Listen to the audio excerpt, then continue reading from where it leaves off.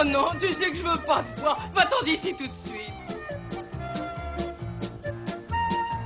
Oh non, non, ne t'approche pas, tu entends? Reste où tu es. Non, sors de ma cuisine immédiatement. Ah!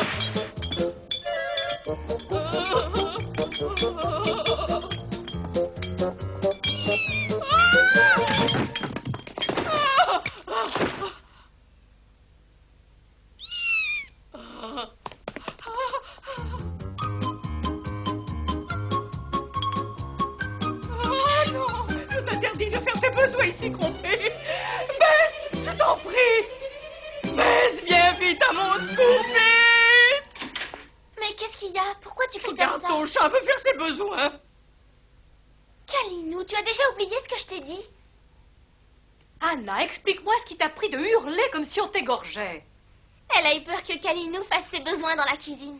Kalinou est un coquin, c'est vrai, mais ce n'était pas la peine de crier comme ça. Tu sais, Anna, il suffisait que tu le mettes dehors.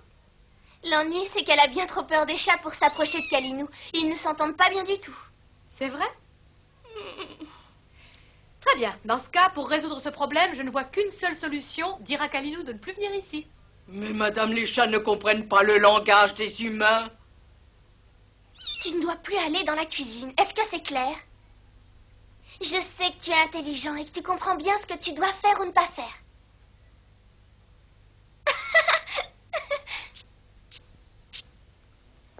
Écoute-moi une seconde, je suis assez fière de toi et je crois que je peux te présenter à mes meilleurs amis. J'espère que tu te tiendras bien et que tu ne me décevras pas.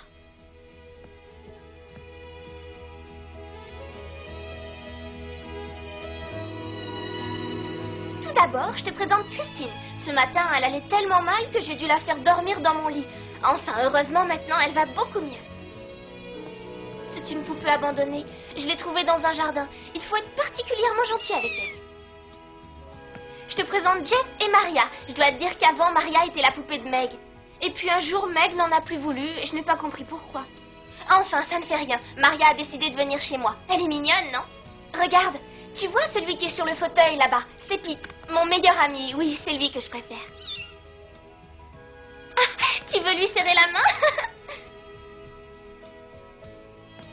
Vous deviendrez de bons amis, j'en suis sûre.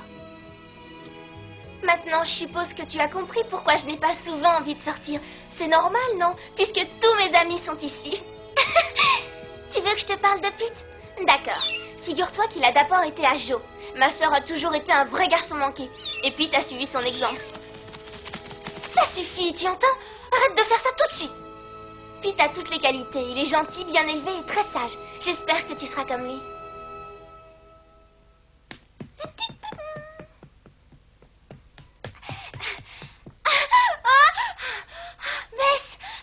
Bess! Oh. Tu te souviens de mon amie Barbara? C'est ta meilleure amie, non? Elle est très gentille. Tu connais peut-être aussi sa grande sœur? Sa sœur, non? C'est dommage. Elle a 1 an de moins que Jo et Barbara dit qu'elle est très belle. Aussi belle que Meg? Je crois que oui. Peut-être même qu'elle est encore plus belle que notre sœur. Du moins, c'est ce que dit Barbara. Pourquoi tu m'en parles? Il lui est arrivé quelque chose? Elle va s'en aller. Sa famille doit quitter la ville demain matin. C'est triste de voir que tous les gens sympathiques décident de partir. Oui, bien sûr, mais c'est pas de ça que je veux parler. Ah, et alors où est-ce que tu veux en venir? Tu sais ce que c'est?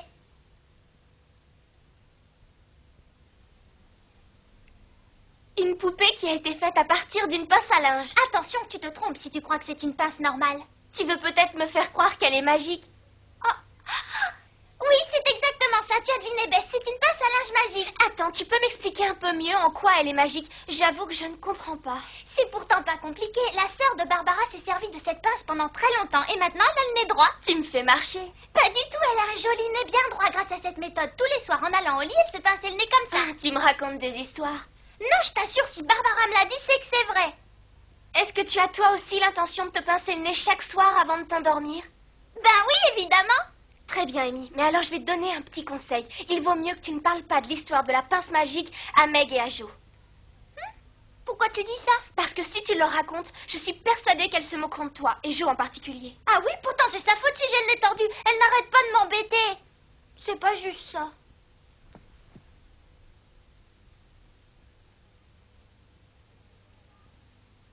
Qu'est-ce que tu regardes?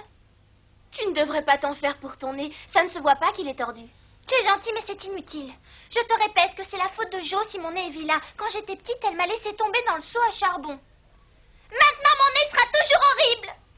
En plus, elle me montre toujours des gens au profil grec ou romain. Enfin, je sais plus. Non, mais vous êtes malade ou quoi? Vous faites trop de bruit. J'écris un roman, moi. Je dois me concentrer. Jo, je te déteste. Tout est ta faute. Tout est ma faute. Oui. Non, non, ne l'écoute pas. On fera moins de bruit, je te le promets.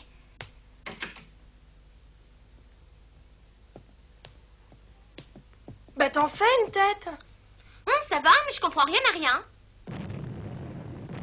Dis-moi, Jo, est-ce que tu n'as pas l'impression que le bruit des canons se rapproche?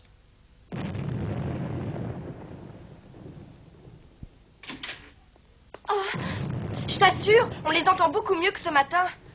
Peut-être que les troupes avancent sur notre ville. J'espère bien que non. Ça dure depuis 3 jours. Qui sait combien il y a déjà de morts? Ah! Papa est sain et sauf, j'en suis sûre.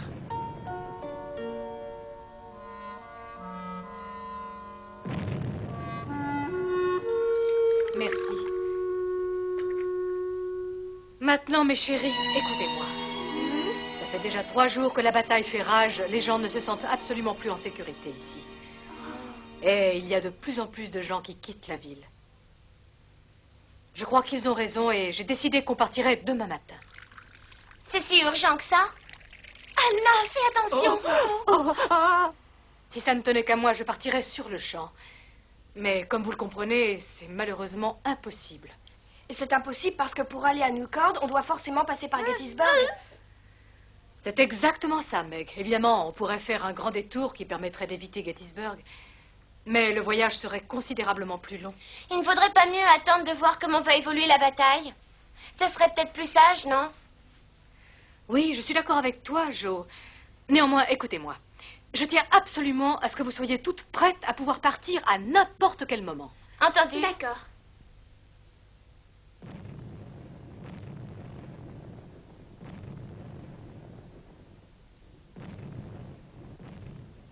Est-ce que tu entends aussi les canons? T'as Louis Fide? Pourquoi, tu ne les entends pas? Non, ça se voit que tu es pianiste. Tu as une bonne oreille et en plus tu as Louis très fine. Je t'envie, tu sais. Tu n'as pas mal au nez? Un petit peu. Bonne nuit, à demain. Bonne nuit.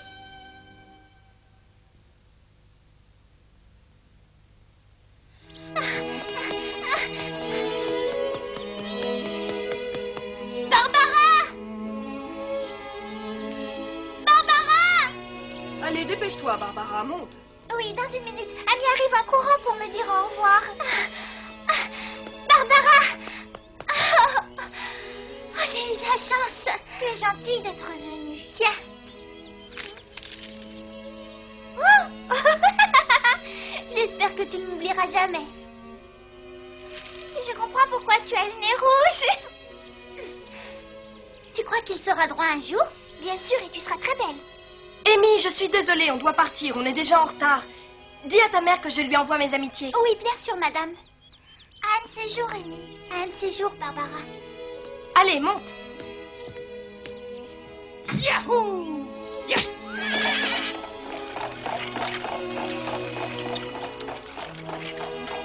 Bon voyage!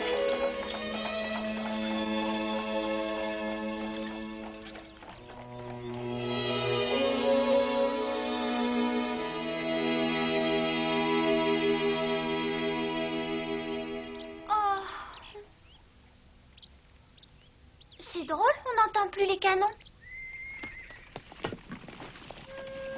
L'armée nordiste a gagné la bataille de Gettysburg. Elle a réussi à mettre en fuite les troupes confédérées.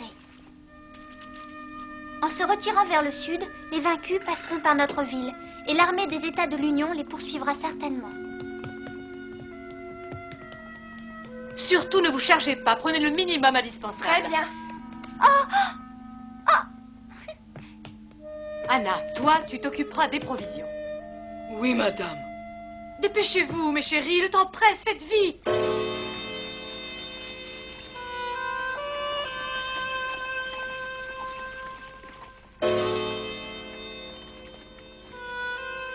Quel dommage que je ne puisse pas aller au bal ce soir. Il n'aura pas lieu, t'en fais pas.